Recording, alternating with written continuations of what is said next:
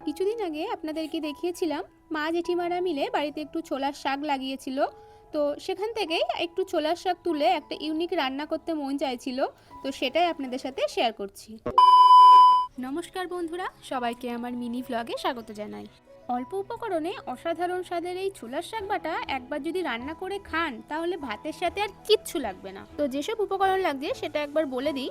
লাগছে পেঁয়াজ কুচি, রসুন কুচি, লঙ্কা কুচি, একটু সামান্য লবণ ও তেল। আপনারা চাইলে একটু ধনেপাতাও অ্যাড করে দিতে পারেন। তো প্রথমেই শাকটাকে ভালো করে ধুয়ে অল্প জল দিয়ে লো ফ্লেমে শাকটা সিদ্ধ করে নিতে হবে। সিদ্ধ হয়ে গেলে শাকটা অন্য পাত্রে জল ঝরিয়ে তুলে রাখতে হবে। তারপর আবারও কড়াই বসিয়ে তাতে সামান্য তেল গরম করে শুকনো লঙ্কা ফোড়ন দিতে হবে। তারপর একে একে পেঁয়াজ কুচি, রসুন কুচি, লঙ্কা কুচিগুলো দিয়ে লাল লাল করে ভেজে নিতে হবে। তারপর জল ঝরিয়ে রাখা শাকটিও দিয়ে দিতে হবে, আর দিতে হবে স্বাদ মতো লবণ এবং একটু হলুদ।